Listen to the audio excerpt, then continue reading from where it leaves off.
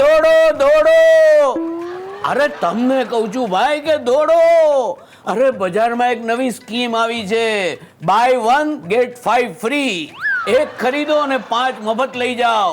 જુઓ, અમે જબ્બો એક ખરીદ્યો અને આ 5 મફતમાં લઈ આવ્યો. આવી સ્કીમ બજારમાં વારે ઘડીએ નથી આવતી. ત્યાં સખત ભીડ છે, એટલે મારી વાત હવે વધારે ન સાંભળો, નહીંથી દોડો દોડો.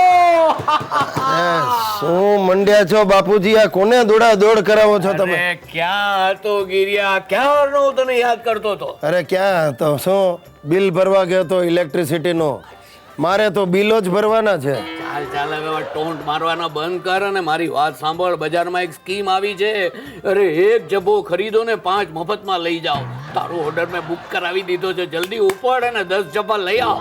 મારે કાંઈ જબ્બા લેવા નથી.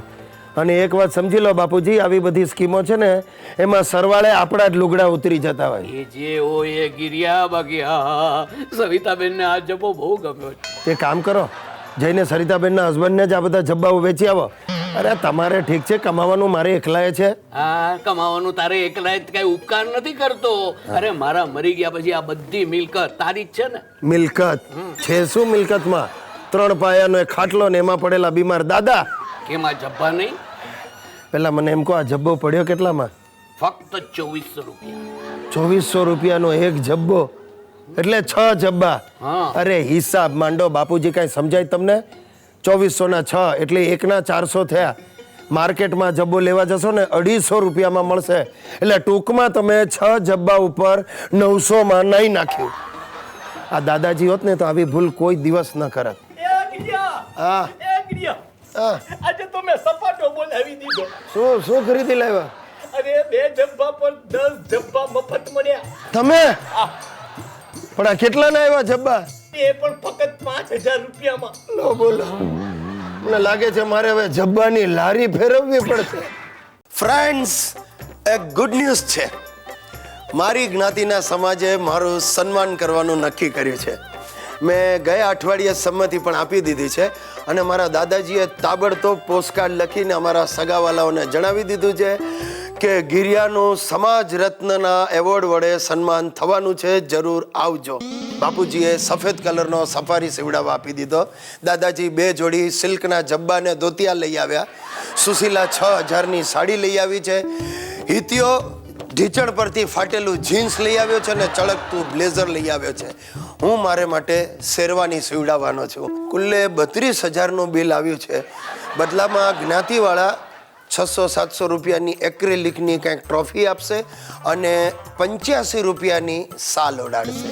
શું છે, ગયા વર્ષે એક વડીલનું સન્માન કર્યું ત્યારે એમને જે સાલ ઓડાડી એમાં 75 રૂપિયાનું લેબલ રહી ગયું હતું. એ મેં જોયું હતું.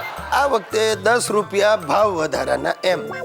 હવે સન્માન પતી જાય પછી મારે એક નાનકડું પ્રવચન કરવાનું અને એ પ્રવચનમાં જ્ઞાતિને સારા કામો કરવા માટે 11000 રૂપિયાનું દાન જાહેર કરવાનું. શું છે કે આ એક પ્રથા છે. આમ નથી ગમતું પણ આમ પાછું ગમે પણ છે. હમણાં 2 વર્ષ પહેલાં અમારી જ્ઞાતિના એક એવા વડીલને જ્ઞાતિ રત્ન એવોર્ડ આપ્યો જે ચીટિંગના કેસ માટે 6 મહિના જેલમાં જઈ આવ્યા હતા. પણ ચીટિંગ કરતાં કરતાં એટલું કમાયા અને પછી એમણે શક્ય એટલું દાન કર્યું. શું છે, ઇન્કમ ટેક્સ બચાવવા ને છાપ સુધારવા. એ ચીટર ભાઈ દાનવીર તરીકે પંકાઈ ગયા અને અમારી જ્ઞાતિએ એમનું જ્ઞાતિ રત્નના એવોર્ડ વડે સન્માન કર્યું.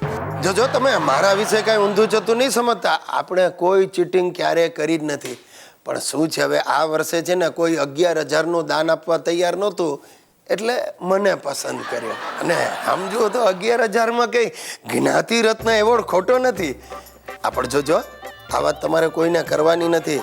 આ તો આપણે ઘર જેવા સંબંધ છે એટલે મેં તમને કહ્યું. આપણે એક વાત યાદ રાખજો, આજ પછી તમારે બધાએ મને જ્ઞાતિ રત્ન ગુજ્જુભાઈ ગિરીશ કુમાર કહીને બોલાવવો પડશે.